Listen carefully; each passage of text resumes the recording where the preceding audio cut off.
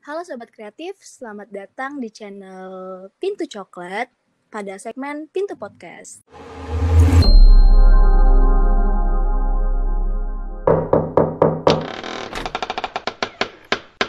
Nah, seperti biasa, kali ini kita kedatangan teman berbincang. Ini baru dapat yang barusan nih, teman berbincang nih. Kita dapat teman ngobrol, yaitu CEO-nya Kimit Group, asik. Ya nggak tuh? CEO-nya Kimit Production. Iya, benar. Dan pemilik Instagram @rizkymitra, benar? Iya, benar. Dan senior saya sewaktu SMA. Itu benar sekali. Oke, baik. Nah, kenapa aku ngajak Bang Mitra untuk menjadi teman dalam podcast ini? Karena aku tertarik sekali melihat Instagram Bang Mitra. Mungkin teman-teman bisa lihat aja di @rizkymitra. Nggak pakai Hamdani kan ya, Bang? Nggak, Hamdani itu hanya ada di akte dan nama-nama rapat saya. Oke, udah rebranding ya, udah punya branding. Nah, kita akan bahas itu pembahasannya. Pertanyaan pertama, apa sih yang membuat Bang Mitra tiba-tiba punya ide untuk memanage Instagram Abang, feed Instagram Abang itu seperti sekarang ini? Kalau ditanya tiba-tiba, bukan tiba-tiba ya, itu udah dari tahun 2014 kalau nggak salah. Waktu masih kuliah ya? Sejak kuliah di semester awal pernah sempat tercetus dosen paling gokil lah di kuliah itu bahas tentang personal branding, bahkan bukan dari situ lah, bahas tentang pengantar ilmu komunikasi. Kebetulan saya di jurusan ilmu komunikasi FESIP USU. Nah, banyak kali ilmu yang didapat. Nah, terus di situ dikatakan dosen, kalau kita pengen mau yang beda, buatlah hal yang unik, buat yang jadi pembeda buat teman-teman. Tapi jangan lupa tetap kita bagian dari kesatuan, alias kita kalau mau buat sesuatu apapun itu, baik dalam karya, orang harus tahu kita dan menjadi sahabat untuk kita, bisa jadi rekan untuk kita. Kalau itu akan membantumu di masa yang akan datang. Bagus kata-katanya. Sampai ngikuti kuliahnya memang dosen ini gokil lah. Nah, disitulah udah mulai nge-branding, tapi nggak seintens sekarang. Nah, jadi tiba-tiba idenya memanajemen feeds itu udah lama, cuman sampai sekarang udah dapat formulanya. Yang dulu belum dapat sih. Kayak mana dapat? Pokoknya ngulik-ngulik lah, selain di internet, nyari tahu kawan-kawan konten kreator yang di sekitar yang dikenal. Situ udah mulai tahu, oh begini toh zaman sekarang atau zaman berikutnya di era milenial, dan sampai kita nggak tahu ini zaman alpha ke atas, maka bukan hanya produk aja yang kita di branding, melainkan personal kita juga bisa di branding. Benar. Sekarang kita membranding diri sendiri ya, bukan hanya merek atau sebuah perusahaan. Sekarang individual juga lagi gencar-gencar sekali untuk membranding diri. Ya, pokoknya konteksnya itu nge-branding personal itu penting sekali di kita. Orang biar tahu itu kita siapa, mulai dari tahu sampai kenal, dan akhirnya kenal jadi teman, dan dari teman itu jadi teman main, akhirnya sampai jadi sahabat. Sahabat itu bisa diketikkan kalau dalam bentuk bisnis dia jadi rekan. Nah, bisa dalam bentuk kenapa dibuat disederhanakan kata-katanya sahabat ya, jadi lebih paham teman-teman gitu. Kata itu yang buat supaya ternyata personal branding itu mudah untuk dibuat tapi sulit untuk konsisten, sebenarnya itu. Oke. Nah, kira-kira menurut Abang penting nggak sih, atau seberapa penting kita melakukan personal branding di sosial media? Nah, di sosial media, dan kenapa? Penting, kalau dikatakan penting deh. Apalagi zaman sekarang, zamannya digital, eranya udah kita nggak, kalau di zaman dulu kan anak-anak muda itu di dunia pendidikan lah salah satunya, suruh ngisi kertas titik-titik kan, suruh jawab ini itu. Kalau sekarang bebas tuh, anak-anak muda sekarang dikasih kertas kosong, kamu buat sesuatu, kan kayak gitu kan. Nggak nyangka itu sekarang kayak di kita itu harus buat sesuatu yang belum pernah ada. Nah, zaman kayak gitu harus di zaman sekarang, zaman ini era digital, sesuatu yang berbeda dan bisa bersaing oleh teman-teman atau komunitas ataupun unit bisnis. Contohnya kayak pentingnya branding di personal branding di media sosial. Mitra itu udah lama Mitra dapat formulanya 2015, cuman konsistennya itu sejak tamat kuliah di 2017 sampai seterusnya. Karena mungkin di situ ada waktunya. Pertama, yang kedua fokusnya bisa lebih ke media sosial personal branding. Itulah alasan kenapa kalau memang ini bagus untuk prospek masa depan atau kedepannya, buatlah personal branding dengan punya identitas yang unik. Nah, teman-teman kalau lihat nanti Instagramnya ada yang sesuatu yang langsung ngejreng, ini Bang Mitra banget nih, dari segi desain, baik warna, tata letak, apa isinya. Makanya penting sekali, dan kegiatan branding itu dilakukan tuh bisa berulang-ulang yang dilakukannya, karena itu berasal dari Bang Mitra, dari saya sendiri, datang dari pengalaman. Asal kita tahu, kita nggak boleh berhenti cari tahu sebenarnya apa passion kita. Kebetulan abang udah tahu passionnya, apa yang abang mau lakuin. Nah, bisa teman-teman kalau yang belum tahu passionnya pun bakal kebingungan, aku mau nge-branding apa sedangkan bakat dan karya aku belum bisa buat, gitu ya kan. Ini proses sih. Awalnya tuh harus dilakukan dengan cara, ya mengatakannya gampang, mulai aja dulu. Tapi kalau dikata mulai, tapi untuk buat branding, kita mau buat apa? Kenali dulu diri kita. Kita mau ngapain ya? Kita mau membranding apa untuk kita ya? Apa yang aku sukai? Itu satu. Apa yang kita senangi, sehingga surga dunianya itu adalah apa yang pun yang kita lakukan melalui dengan karya kita, berawal dari apa yang kita sukai dan apa yang kita nikmati. Sebenarnya di situ maka tercetuslah kata-kata personal branding, bahkan sampai di buku-buku sudah banyak tuh definisi-definisi personal branding, baik dari unit apapun itu, bisa bisnis, untuk berkarya. Yang penting jenisnya ini personal branding itu membranding kita supaya orang tahu siapa kita. Orang akan ngejar-ngejar kita apabila kita tahu dan sevisi dengan dia. Maka itulah kenapa penting personal branding di zaman sekarang. Oke, dan tadi abang menyebutkan bahwa personal branding itu agar tahu identitas kita gitu. Dan kemungkinan dengan melihat kita ambil contoh Instagram abang, dengan melihat Instagram abang, ini warnanya ada kuning biru ya, kuning oranye biru, orang langsung klik gitu, ini warnanya Mitra. Itu. Nah, apakah tujuan branding, personal branding itu hanya untuk diingat atau ada lagi gitu bang tujuannya? Tujuan lebih atau di abang sendiri tujuan utamanya itu apa? Selain mungkin untuk diingat, selain mungkin untuk menonjolkan, ini loh passion saya, ini loh kemampuan saya, ini bidang yang saya kerjakan gitu. Mungkin ada lagi. Kalau secara umumnya ya, ini udah serius sekali kita ya pembahasan, tapi aku agak ringankan. Pernah baca buku data analitik dari SETAPG kan, Asosiasi Penyelenggara Jasa Internet Indonesia. Ketika lagi baca itu, dengar itu, dan lebih tepatnya melihat ya, langsung ada orangnya datang lihat data ini, langsung wah, kenapa nggak mulai ya dari dulu ya. Karena kalau dari total penduduk Indonesia kan sekarang 263 juta ya, kalau dari data survei. Agak serius kita nanti.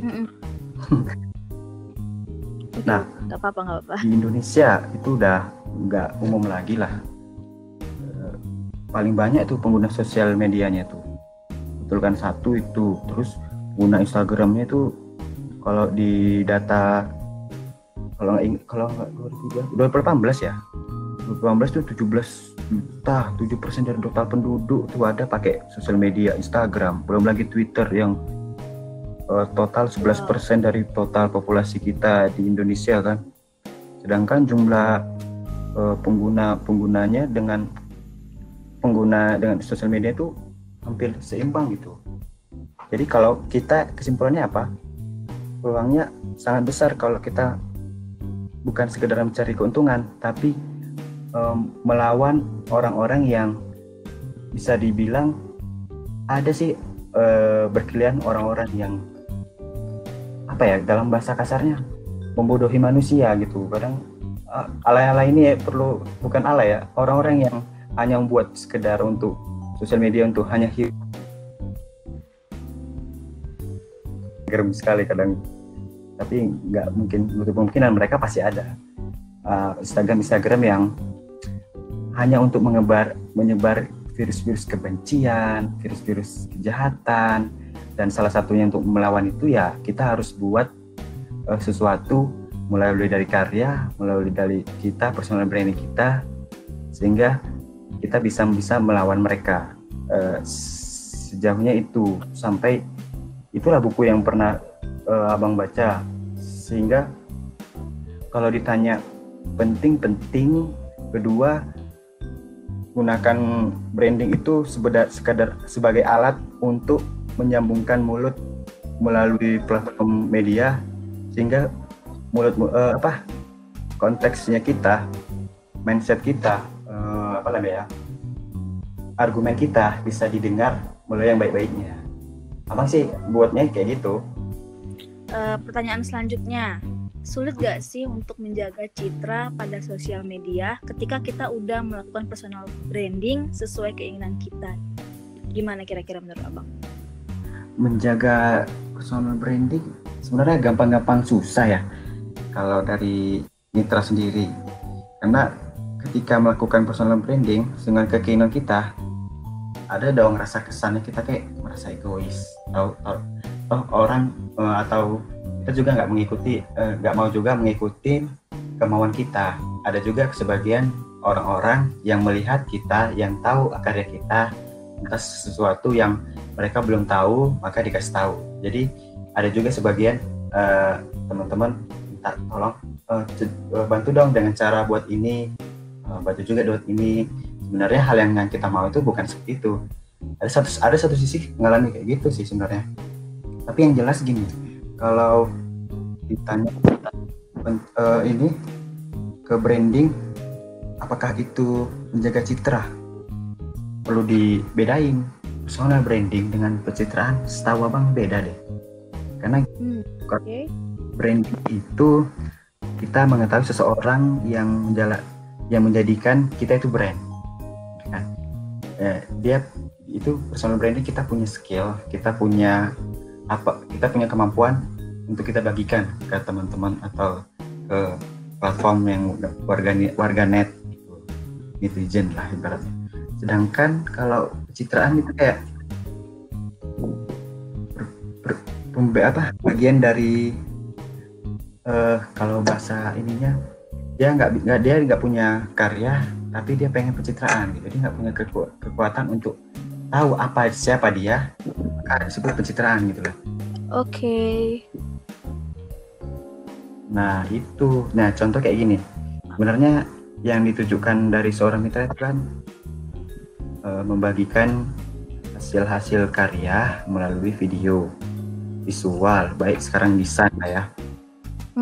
Nge-brandingnya itu terus dengan cara yang sinkron dengan saat ini kita ikutin. Nah itu disebut personal branding gitu. Orang harus ibarat kegiatan ngasih tahu orang kita itu siapa, supaya kita berhenti ngejar-ngejar orang, karena orang itu akan datang ke kita. Kalau dalam unit bisnisnya, kegiatan kita ngasih tahu siapa brand kita, supaya orang ngejar uang ke kita, supaya orang kenal ke kita. Pertanyaan gini, mungkin nggak Arin, seorang Arin dikasih kesempatan diajak ke sebuah restoran mahal gitu kan, elegan, di situ nge-review makanan. Kalau Arin sendiri nggak bilang ke semua orang kalau Arin itu suka kuliner, nggak mungkin kan? Benar, nggak mungkin, iya. Ya itu makanya personal branding lebih ditekankan, atau keinginan abang tuh membuat kegiatan kita itu cerita kepada dunia kita itu siapa, supaya yang kita lakukan, kegiatan yang kita alami, datang orang ke kita dan mau ajak diskusi ke kita, kita satu paham loh, kita satu visi loh, yuk kita diskusi mengenai perkembangan audiovisual saat ini seperti apa. Aku resah dengan keadaan ini. Biasanya orang datang itu karena satu, dia resah, kedua dia pengen mengembangkan diri, ya kan, ketiga dia pengen ini pengen terkenal aja di platformnya kita, atau bisa juga dia pengen terkenal dengan caranya sendiri melalui formula yang kita pakai. Bener, iya sih. Nah, masalahnya kan Bang, sebenarnya definisi antara personal branding sama pencitraan itu sebenarnya beda kan. Tapi kebanyakan orang menyamaratakan gitu. Jadi ketika nih, banyak contohnya selebgram nih. Misalnya ketika dia melakukan sebuah posting yang berkegiatan, menunjukkan kegiatan bahwa ini dirinya, orang itu langsung menganggap palingan pencitraan. Itu jatuhnya mereka tuh menganggap hal itu negatif gitu Bang, dimaknai negatif gitu. Jadi sebenarnya apa yang perlu diperbaiki? Apakah pemahaman dari masyarakat kah, atau memang, dan apa yang membuat personal branding dengan pencitraan ini hampir beti-beti lah, sama bener, hampir dipahami dengan hal yang sama gitu sama masyarakat. Itu kira-kira menurut Abang gimana? Itu sama kayak gini, Arin. Beda tipis, jawabannya beda tipis.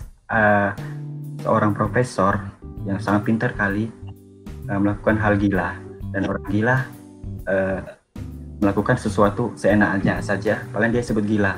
Jadi orang gila sama orang jenius tuh beda tipis. Jadi kembali lagi, mindsetnya kita itu ke arah mana? Kalau dari sebuah nge-branding kita itu personal, dari kitanya itu membangun kita, pencitraan kita lebih baik, itu disebut branding. Sedangkan pencitraan yaitu, kalau ini menurut definisi Abang ya, beda-beda kan tiap orang kan. Benar. Kalau tidak ada yang mau kita tonjolkan, kalau nggak ada kita kemampuan kita mau kita buat, bisa buat apa dia pencitraan, tapi dia perlu dikasih pemahaman. Kalau saya itu teman-teman atau siapa aja, sebenarnya kamu punya bakat, nah gini. Nah sekarang kadang terkenal istilahnya tongkar lah, bandel, ada anak-anak sekarang, karena dia lihat fenomena di media sosial itu ada 5 yang bisa naik daun langsung. Tahu kan 5 hal itu ya? Kayak misalnya dia pengen tenar pencitraan supaya dia dikenal, supaya dia orang tahu dia itu siapa, dengan cara dia buat yang nggak perlu dilakukan. Ya ada 5 yang dia ikutin. Kayak contoh 5 itu, topik 5 yang cepat naik itu ya, kalau salah di bagian seksual, ada bagian kejahatan, itu kan ada tahu kan tentang itu. Iya benar. Apalagi yang 3 lagi, itulah di bagian politik, apalagi itu lagi, ya itulah intinya. Nanti aku cari buku lagi, soalnya yang dia pengen dengan dia bangun pencitraan dia dengan mengambil isu 5 topik yang sering dipakai di Indonesia dan langsung terkenal, itu sebenarnya tidak dibenarkan. Ya kita kasih pemahaman, bukan berarti kita tinggalkan. Yang pasti itu tujuannya, kenapa mau buat supaya orang kenal kita, ada dong. Nah, pengen Abang ngasih tahu kepada dunia, ngasih tahu ke media sosial. Apapun itu bisa, bukan hanya dari media sosial. Bisa juga kita nge-branding itu baik media televisi, koran, majalah, dari mulut ke mulut. Tapi yang memang yang paling efektif itu, yang favorit Abang suka gitu, yang Mitra suka, lewat karya. Dan karya itu kita tuangkan di sosial media tuh. Atau kalau dalam usaha dia di usaha ya, dia tuh bisnis, dalam bisnisnya dia lewat produk, sesuatu orang yang bisa lihat, sesuatu yang jadi perpanjangan mulut kita gitu, sesuatu yang kita lakukan konsisten dan berulang-ulang. Sama deh kayak personal branding, seperti itulah sederhana simpelnya branding. Tujuannya seorang mitra. Karena dari tahun 2013 udah lama sih sebenarnya yang membangun ini. Kalau secara dibilang tiba-tiba tadi kan, itu udah lama. Kalau orang kenal mitra personal yang kuat itu karena seorang mitra itu dari tahun 2013 menggeluti dunia audiovisual. Dari zaman SMA teater pengen lah ngedit dramanya itu di video, bahkan sampai ada video-videonya tahun jebot gitu. Tahun lama masih ada kayaknya di YouTube. Itu karya yang paling jelek ya, tapi nggak apa-apa, namanya berproses buat lebih baik. Terus latihan, dan sampai sekarang dari mulai tahun itulah seorang mitra dikenal seperti sekarang, dapat formulanya, proses yang pasti intinya fitrahnya manusia itu bergerak aja dulu, latihan dapat nanti istilah personal branding. Orang kenal kita itu siapa, orang tahu kita tuh sebagai apa. Oke, nah kemudian nih Bang, kira-kira ketika ada seseorang yang ingin memulai untuk membuat atau memanage Instagramnya sesuai dengan branding dia, personal branding dia, apa hal pertama yang harus dilakukan? Apakah memang harus mengetahui dulu ketika dia udah tahu apa passionku di sini gitu, dan bagaimana cara, tips and trick gitu untuk menjaga konsistensi kita agar tetap menjalankan apa yang udah kita rencanakan itu? Gimana kira-kira Bang? Sepanjang masa Bang Mitra berkarya itu atau berbisnis, yang paling penting itu mengetahui tentang tahu siapa kita dan menjadi sahabat. Itu kan Abang bilang kan.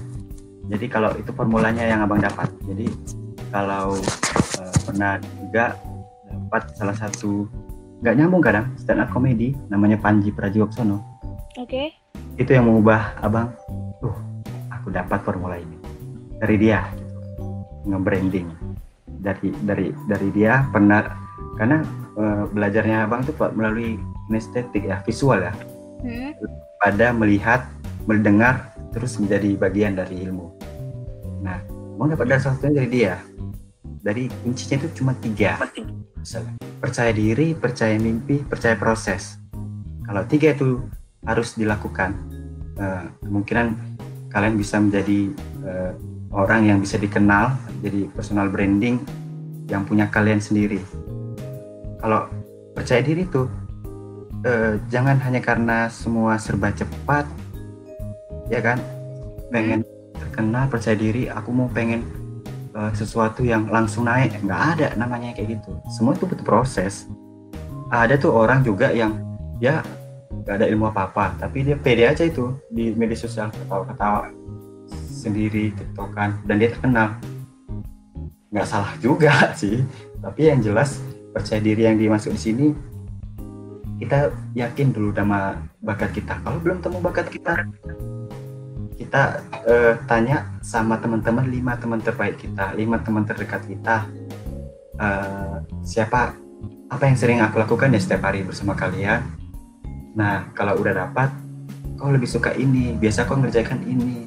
Dan satu lagi, biasanya melakukan sesuatu itu, kalau menemukan bakat ya, yang saya tahu, biasanya kalau menemukan bakat, keseharian kegiatan kita, yang kita tidak pernah berhenti untuk mengerjakannya, bahkan nggak mengenal waktu. Nah, itu udah bagian dari keahlian kita gitu. Contohnya seperti Bang Mitra, Abang nggak kenal waktu kalau misalnya udah di depan laptop, ngedit dari jam 2 siang sampai jam 9 malam, karena keseriusan dan asiknya untuk belajar dibarengi sampai dulu itu di tahun kuliah semester 6 bahkan sering sakit karena kebanyakan di depan layar laptop, lupa minum ya, akhirnya proses belajar. Kalau menyerah enggak juga, karena memang udah bagian dari bakat sih. Kalau belum menemukan ya cari itu, luangkan sama teman-teman, tanya sama teman-teman, baru tanya sama diri apa yang sering kita lakukan tiap saat. Menemukannya itu banyak-banyak belajar, coba dari hal baru. Kalau misalnya di bagian sesi A nggak bisa, kegiatan A, kegiatan B, kegiatan C. Kalau misalnya nggak dapat A, B, C, rupanya ada di bagian A dengan C itu combine. Nah, mainlah di situ. Kayak gitu. Contoh menemukan bakat dan percaya diri. Nah, percaya mimpi, kalau di kita itu setiap orang punya namanya cita-cita, mimpi. Nah, mimpi abang tuh pengen dulu pertama kali dari SD SMP jadi tentara, udah paskibraka. Mungkin Arini tahu ya. Arina. Oke. Arini tahu. Maka berlatih dari situ sepanjang masa SMA. Rupanya bukan di sini bakatnya, bukan di sini passionnya, bukan di sini yang saya coba lagi. Bahkan setelah itu nyoba jadi dancer, orang nggak tahu kan. Wah, iya. Ya, itu bakat terpendam yang hanya ada dikeluarkan saat di dalam kamar sih. Oke, baik. Udah nyoba, nggak cocok nih. Udahlah, coba lagi ke bagian fotografi. Nyampe di situ terpilihlah jadi salah satu orang yang didengar. Jadi ketua fotografi komunikasi USU. Ya meskipun di situ nggak semaksimal mungkin ya jadi ketua, karena di situ juga bertabrakan semua organisasi lain. Sebenarnya panjang kalau cerita tentang kuliah, pengalaman dari coba A, coba B, coba C, sampai ke titik temunya, memang udah di editing ini, karena udah suka. Orang ketika melihat hasil karya main di emosional. Ketika lihat video A sedih, aku kok sedih melihatnya. Berarti Mitra punya passion bagian kreativitas yang menggugah emosional orang untuk melihat dan langsung tergugah. Seperti itu melihat Mitra sambil belajar sambil mencoba. Kalau belajar aja nggak coba, nggak ada praktik, sama aja gitu. Ke brandingnya gitu, personal branding tentu selalu coba hal-hal baru yang akhirnya ketemu juga di saat ini juga gitu. Itu Mbak Arini. Oke, luar biasa sekali ya memang penjelasannya. Nah, tadi abang ada menyebutkan tentang masalah bakat nih ya. Ngomong-ngomong masalah bakat, mana argumen yang menurut abang yang lebih abang setujui lah? Apakah manusia itu terlahir dengan bakat atau bakat itu bisa diciptakan oleh manusia itu? Bakat itu sebenarnya itu keduanya dapat bakat itu seperti gini loh. Ada yang dari lahir bawaan yang selalu diperhatikan sama kedua orang tua. Biasanya kan itu anak-anak saya suka di bagian gambar-gambar, itu bakatnya. Beda dengan kalau dia belum menemukan bakat. Contohnya abang tuh menemukan bakat dari kuliah pertama 2013. Ketahuan. Oke. Karena kalau ditanya beda atau enggak, itu ya pertanyaannya. Iya benar. Yang mana argumen yang abang setujui? Dicari bakat itu, dicari perlahan dan sambil belajar. Kalau udah ketemu, syukur. Kalau belum ketemu, cari lagi. Sebenarnya itu bakatnya pernah dapat datang dari pengalaman gitu. Oke, berarti sebenarnya nggak ada ya manusia yang nggak berbakat ya, semua manusia. Iya, setiap orang tuh betul, setiap orang tuh Tuhan buat rencana ini unik-unik loh untuk kita. Benar. Abang nih, orangnya sebenarnya jujur tuh ngomong aja terbalik-balik loh. Kalau dibilang kata teman-teman dekat, udah mirip, nggak usah kau ngomong di depan umum, buat aja video. Gitu ya, itu menurut pendapat. Tapi kenapa hati ini pengen ngomong aja di depan meskipun salah gitu? Itulah uniknya. Gitu. Benar.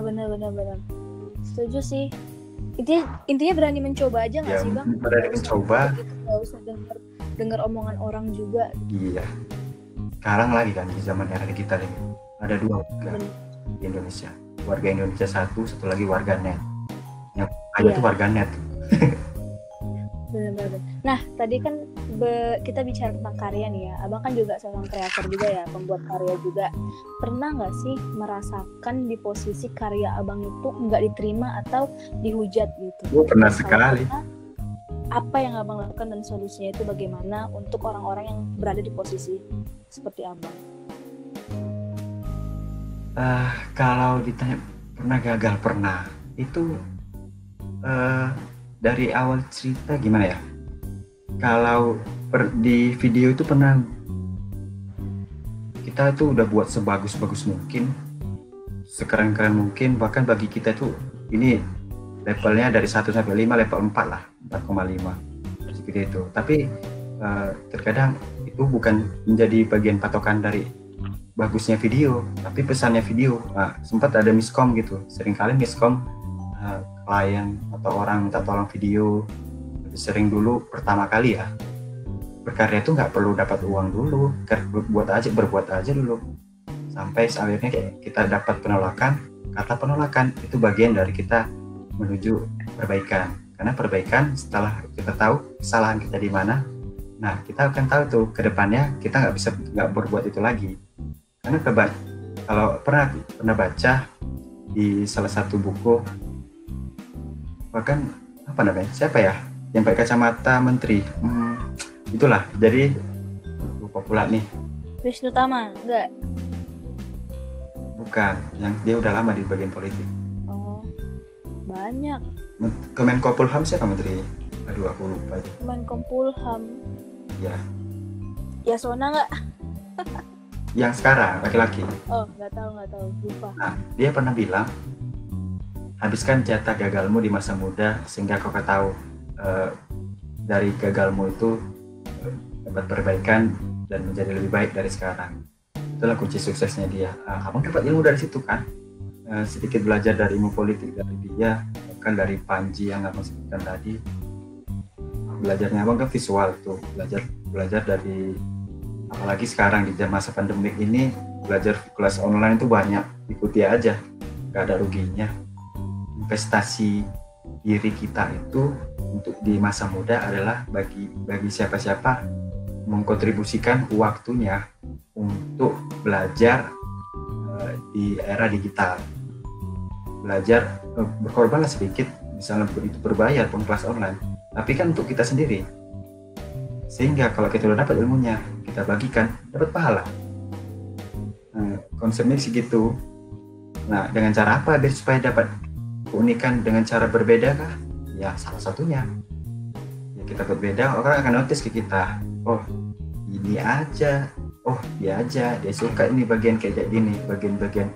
Bahkan orang banyak bertanya tentang belajar daripada bertanya tentang mengerjain suatu project. Itu sih abang ya, karena abang selalu kalau orang nanya tuh, bang cara masukkan video ke aplikasi A ke B itu kayak mana? Maaf ya bang, aku nggak bisa, boleh bantuan. Itu lebih sering dibanding, bang aku ada project. Tapi nggak apa-apa, bagian dari proses. Orang saya juga belum tentu berhasil amat sampai sekarang pun masih bagian dari proses kan. Proses branding, proses bagaimana mempertahankan meskipun banyak hujatan yang secara tidak langsung sih bukan banyak dari sosial media Instagram, tapi lebih ke orang-orang terdekat, orang-orang yang daerah sekitar itu lebih banyak yang menghujat malah. Wah. Bodoh. Masa bodoh lah. Iya benar sih. Jalan seorang mitra. Oh, yang sejauh ini warganet belum ada tuh yang komen baik atau buruk. Komen buruk-buruknya. Sejauh ini mereka masih oke, mantap. Gitu aja. Komen-komen yang suportif ya. Iya, masih mendukung lah komen-komennya. Benar. Kadang kalau aku tangkap ya bang ya, ketika orang terdekat sih, kayaknya ada rasa keirian juga nggak sih, itu takut dia lebih sukses, langkah lebih maju gitu.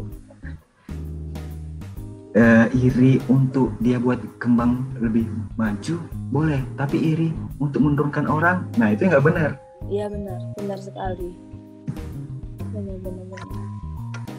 Oke, mungkin abang bisa jelasin ya, abang ada usaha juga nggak sih ini yang apa sih namanya, Kimit Group ya, dan Production itu emang hanya itu komunitas atau udah masuk ke PH, itu orientasinya kemana gitu, mungkin bisa abang jelasin dikit itu gimana? Kimit dulu sebenarnya itu bukan Kimit Production, pertama kali itu adalah Kimit Production. Kimit Group itu bukan pertamanya, tapi Kimit Production yang pertamanya. Oke. Kimit Production itu berawal dari seorang Bang Mitra aja gitu. Ide muncul ini karena abang dapat apresiasi dari presentasi setiap dilakukan di kuliah. Kenapa? Ini cara cerdas atau dia bilang nyari aman. Abang buat PPT apa, buat tugas kelompok, mau nggak bahas diskusinya, abang buat PPT. Nah, PPT ini unik, bukan hanya sekedar tampilan slide, dibuat jadi video bahkan. Video. Wow. Itu 2013. PPT sekarang kan udah canggih. Iya benar. Buat melalui video kan. Benar. Ambil cara aman, udah tenang.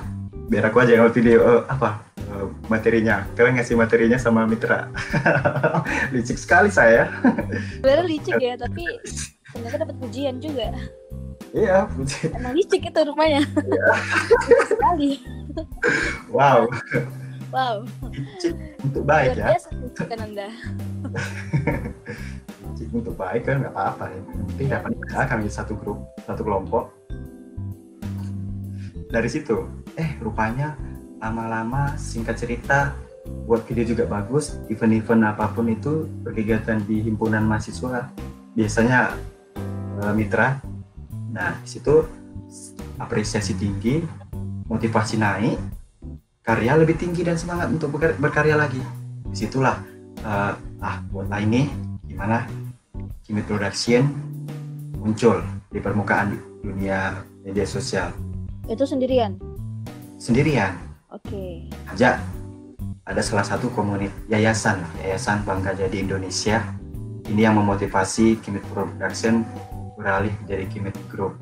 Kenapa? Karena salah satu mentor di situ namanya Bunda Mora Nasution, yaitu bagian pakarnya pendidikan, bagian sosial juga. Dia buat bukan komunitas sih, Yayasan Bangga Jadi Indonesia. Anak-anak muda dikumpulkan dari satu tempat, dari berbagai daerah, dari Sabang sampai Merauke untuk mengikuti pelatihan, namanya pelatihan kebangsaan merah putih. Nah, disitulah abang paham dan mengerti maksud kenapa kita harus mencintai produk Indonesia, kenapa kita harus berkarya di Indonesia. Banyak ilmu yang dapat itu, maka Kimit Production terbentuk di situ bersama tim-tim Yayasan Bangga Jadi Indonesia, bagian orang di dalamnya abang ikut satu-satu yang satu visi, satu bidang. Ada juga sih bidang lain, cuma dia karena senang, dia pengen tahu dan dia pengen mengembangkan diri, join lah sampai terbentuklah 7 atau 8. Karena sisa berkurang 7 orang. Sampai sekarang 7 orang konsisten. Cara menghandle orang anggota juga abang bebaskan dengan catatan kita dalam 1 minggu harus ada karya ya, apapun itu bebas, mau karya apapun itu. Di situ sampai berkembang Kimit Production yang awalnya dulu dokumentasi, foto, video, apapun event, wedding, beralih ke buat kelas, namanya multimedia kelas. Di situ ada belajar tentang bagaimana cara mengedit video, Photoshop, apalagi yang desain, ilustrator, bahkan di Medan ya khususnya. Itu masih saat ini, mudah-mudahan semoga itu berkembang bisa jadi besar dan mau dibuat misalnya buat kelas online namanya multimedia kelas. Alhamdulillah dari situ Kimit Production pernah dapat dari Menteri Keuangan di Medan ngajari orang-orang tua, orang-orang yang di balik di sana, dan gaptek. Dari gaptek jadi gagal gaptek jadi tahu dengan ilmu teknologi. Senang rasanya kalau dari 7 orang itu mau belajar, berkembang, terus berproses, menerima yang namanya hujatan, sering. Dari situ kami fokus karena abang kan inilah, karena abang saya senang cinta sama dunia audiovisual. Abang kerja di satu perusahaan juga sebagai tim kreatifnya di sana, di salah satu provider. Oke. Kartu warna merah, ya kan? Di situ belajarnya senang kerja di situ. Kenapa? Karena memang satu bidang, satu keinginan, suka ngedit video. Jadi tim kreatif di situ ngedit video, animasi, video apapun itu, dan dapat ilmu-ilmu bagaimana mempromosikan diri. Abang tuangkan di dalam Kimit Production. Kimit Production itu kan foundernya alhamdulillah Bang. Nah, Bang amanah ke teman-teman anggota, ini kalian bisa pegang nggak selama Bang bisa bekerja. Jadi selama bekerja di salah satu provider yang kita sebut warna merah tadi, sebagian uangnya itu Abang sisihkan untuk usaha kita jalani, itu Kimit Production. Alih-alih tahun 2020 ini terbangunlah namanya Kimit Group. Kimit Group itu kayak contohnya kita dapat ilmu serapannya itu dari MNC Group. MNC Group kan punya banyak channel, ada dia video, ngajar untuk ngajar. Nah, itu kayak sama dengan Kimit Group. Kimit Group itu bukan hanya sekedar dokumentasi aja, tapi ada juga kelas untuk belajar di bagian visual, dunia visual, audio visual bahkan. Dan untuk production itu kayak untuk buat event, wedding, itu bagian Kimit Production. Untuk buat jasa iklan ada namanya buat iklan yuk, yang manajemen itu juga dua orang. Jadi dibagi. Apa nggak mau prinsipnya gini sih, apa nggak mau cuman hanya nama Kimit Production itu atas namanya Rizky Mitra. Kimit Production itu di atas kerjasama antara si A, B, dan C itu sekarang. Iya. Orang kalian kalau mau di Kimit Production. Tapi kalau kalian mau berkembang jauh lebih baik lagi buat suatu usaha, di mana usahanya ini kalian yang jalankan, kalian yang mau manajemen, kalian yang buat. Tapi dengan catatan kita bagian dari MNC Group ya. MNC Group itu cuma sebagai wadahnya aja untuk mengembangkan usaha-usahanya di Kimit. Jadi MNC Group di bawahnya Kimit Production, di bawahnya Multimedia Class, di bawahnya buat iklan yuk. Nah lagi di launching 2020 di bulan Agustus web design. Ada jasa buat desain, udah dapat orangnya, udah ketemu, udah klop, tinggal yang mau manajemen. Saat ini belum ada produknya. Ya alhamdulillah sejauh itu senang rasanya. Pahit kerja keras yang dialami dari dulu tuh nampak sedikit sekarang. Ya meskipun belum dibilang wow sih, alhamdulillah. Kenapa nggak berbuat dulu? Jelek di awal nggak apa-apa, namanya di awal. Jelek dulu dong. Mungkin langsung kita gambar pelukis orang kita nggak tahu melukis, kita gambar boom Mona Lisa, nggak mungkin kan? Benar. Ya jelek dulu dong. Jadi ini masih tahap si Kimit Group dan masih sedikit baru bulan-bulan Februari akhir Februari. Kimit Production yang sudah lumayan kenal di dan iya benar. Wah luar biasa ya. Wah kali lebar ya. Ya, tuh seniorku sudah luar biasa, gila. Ntar lagi akan menyusul namanya seorang Arini Putri Pulungan. Amin. Dari podcast seperti ini kan, yang sudah banyak belajar ya. Salah satunya pertama kali ya buat ini ya. Iya, benar. Sama teman-teman ya. Ada yang dikembangkan lagi, kembangin aja nih. Iya sih, sebenarnya sih kalau Pintu Coklat ini lebih ke ini sih Bang, ke film ya sebenarnya ya, filmmaker. Cuma ya karena pandemi ini ya kita berpisah, kita apa sih yang bisa dibuat lagi gitu, mikir kayak aduh nggak bisa diam aja di rumah, harus ada yang produktif gitu, tapi kerjanya bisa work from home gitu. Dan akhirnya ketemu podcast, ya udah jadi kita kayak bagi-bagi juga, ada podcasternya. Kalau di Pintu Podcast itu di Pintu Coklat ada 3 orang podcaster dan sisanya itu dia bagian post pro-nya yang edit. Yang mana? Yang 3 orang lagi gitu. 3 orang, dia 3 orang hostnya, podcaster, dan 3 orang yang bakal ngedit gitu. Sisanya udah ada yang difokusin ke audio library, ada yang fokus ke buat ini kayak profile dan branding untuk Pintu Coklat juga, karena kan kita kan baru rebranding banget nih, baru ganti logo. Dulu kan namanya Napatilas kan. Iya, kemarin ini kok Napatilas nggak ada lagi.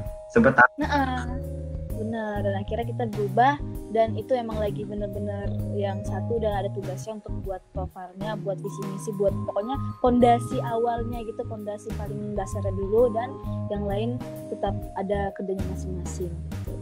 Ya semoga saja lah bisa seperti Kimit Group, amin. Tapi by the way, kalian udah punya studionya kan? Studio kita itu kayak masih ini sih Bang, kayak rencana nih ya, sebenarnya kita mau ngontrak rumah dan itu aku yang tinggal di situ karena aku juga bakal stay di Padang untuk mungkin seperti abang juga kerja tapi juga ngurus ini gitu. Kerja di salah satu media. Udah ada yang nawarin, temen juga, kenalan juga, dia tuh kayak di startup berjalan di branding juga sih, tapi perusahaan gitu. Hari ini bakal menetap di Padang. Jadi kalau misalnya abang ke Padang mungkin datang aja. Wah, boleh tuh. Iya, kita bisa kolaborasi bareng. Asik. Dan dari Arini dan teman-teman, kalau sebenarnya cita-cita atau yang mau kalian buat ini, prosesnya apa itu buat cita-cita itu pengen jadi ada studio loh. Kami belum ada studio ya, Mas. Karena apa? Gimana? Kalian itu kan lagi proses untuk buat studio ya? Iya benar. Udah sejauh ini berapa persen? Sebenarnya kita tinggal tempat sih bang, tempat. Nah kemarin itu udah ada, tapi karena ada accident di mana aku kemalingan di rumah baru 2 malam tidurin, katanya kemalingan, dan akhirnya karena hilang barang-barang ya? Iya, HP sama laptop, dan akhirnya karena beberapa hal juga, apalagi pandemi ini udah merasa enggak ya, karena orang juga bilang di rumah aja lebih bagus ya, aku balik ke Siantar dan yang lain juga pada balik juga, ada yang balik ke, kan enggak semuanya nih orang Padang asli kan, ada yang dari Pontianak, ada yang dari Batu Sangkar gitu, dan kita balik ke kampung halaman masing-masing dan kita bekerja itu dari rumah aja gitu, dan itu deh akhirnya yang tertunda kembali planning yang untuk studio itu, padahal itu yang akan dicanangkan sekali untuk bulan kemarin, bulan April, April awal April, karena di schedule sih di timeline aku 29 kemarin pindah, akhirnya April itu kami udah bukan launching sih, udah open house untuk studio, nah seperti itu. Wah, semoga kalian bisa berkembang jadi lebih besar. Ya amin. Ya semoga lah bisa menyaingi, nggak menyaingi, kita mitra ntar. Oke. Kita mitra dengan perusahaan yang dimiliki oleh mitra. Mantap sekali. Dan teman-teman. Iya benar. Nah pertanyaan terakhir nih ya bang. Aku tuh ngelihat feed abang itu warnanya biru dan oranye, ngejreng sekali ya, dan kontras sekali berlawanannya. Itu kalau seorang desainer memilih warna itu pasti ada filosofinya kan. Nah kira-kira biru dan oranye ini apa filosofinya? Pertama biar unik. Nah, kedua kenapa dibuat ngejreng, biar orang tahu, notice, oh Bang Mitra. Dan ketiga, warna biru tuh warna kesukaan seorang mitra gitu loh. Dan ditambah dengan bumbu warna orange, itu warna yang berkesan mempunyai filosofi energi, punya energi lebih gitu aja gitu. Punya sesuatu yang punya power, bisa apapun itu dilalui. Kalau biru kan tanpa kita sadari, dan aku juga nggak menyadari warna biru itu banyak dipakai oleh brand-brand besar. Jadi warna biru itu meluas, melambangkan ketenangan, melambangkan percaya diri, melambangkan makna yang perusahaan yang gede gitu. Kayak salah satunya kita lihat Samsung, apalagi warna-warna biru kayak coba sebutin Rin. Apa ya? Kebayang sih, tapi aku lupa. Kebayang, udah ada. Oh, kebayang ya itu. Yang ada biru. Benar. Oke, mungkin luar biasa ya. Intinya warna biar orang notice aja nih. Iya, langsung kayak ingat, oh biru oranye punya siapa. Oh. Iya, kalau ingat warna startup warna hijau, pusat perbelanjaan apa? Tokopedia. Nah, kalau ya kan gitu kan, kalau warna benar. yang produk Indonesia siapa startupnya? Kelapa. Jadi benar. branding itu perlu bukan hanya kayak kita tapi ke visual juga. Iya benar sih, biar diingat dan membangun brand awareness di masyarakat. Iya seperti itu. Benar. Kalau biru tuh banyak enak apa? Kenapa Bang milih itu ya karena perusahaan besar aja warnanya banyak biru gitu, kayak tadi Samsung deh, mobil Ford, Twitter bahkan Ya, dan ya Twitter, Facebook, Skype, Facebook. Skype. Mobile Legend. Kalau di sekarang lagi habis ini masa corona, yang paling untung kan Unilever. Banyak yang beli Wipol, sebut nama itulah. Bener. Telegram, Dana, Share It, iya bener, semua pakai warna biru. Hampir rata-rata warna biru. Zoom, gila, bahkan logonya Google Translate aja ada birunya. Ada birunya. PayPal, like LinkedIn, Tirto ID, semua pakai warna biru ya. Iya itu sih. Abang tuh nggak sadar loh waktu itu cuma menambahkan optimis, kan ada tuh pernah lihat dari buku. Iya. Arti warna ya. Grafis iya. Desain grafis pemula. Abang lihat tuh ada mengenai makna warna. Warna biru melambangkan warna ketenangan. Warna biru itu menambahkan stabilitas, optimis. Optimis, ada kata optimis, belah warna biru kan. Oke. Orange tuh ya lebih pada energi, pada desain kita aja. Energi.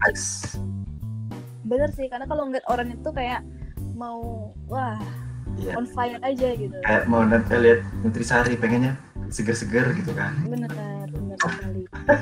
Ketika dipadukan dua warna itu ya bagus sih perpaduannya. Perpaduan yang buat orang notice. Ih, cerah kali sih. Iya. Nggak alay, bagus banget. Iya, bagus kok warnanya. Bagus karena oranye juga nggak oranye yang terik gitu. Oranye yang ini deh, yang sama lah, seimbang sama birunya gitu. Iya, gitu ya. Oh, makanya. Iya. Benar, kan ada orang-orang kan ada banyak nih, warna-warna kan banyak nih ya. Kalau ini ya yang seimbang gitu, birunya seimbang dan oranye seimbang, nggak oranye muda, nggak oranye yang terik, tapi oranye yang ya itu dibilang yang mengikutin bagaimana biru itu. Jadi makanya bagus, nggak timpang, nggak ngejreng, nggak alay jatuhnya gitu. Kalau pilihan oranye bagus juga. Alhamdulillah, dibilang bagus. Ya. Oke, udah lewat 1 jam podcast kita kali ini dengan saudara Rizky Mitra. Luar biasa sekali, banyak ilmu yang diambil dari mulai branding.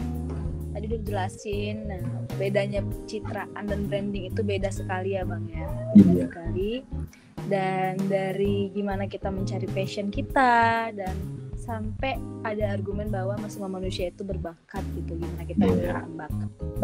Banyak banget yang bakat kita ambil.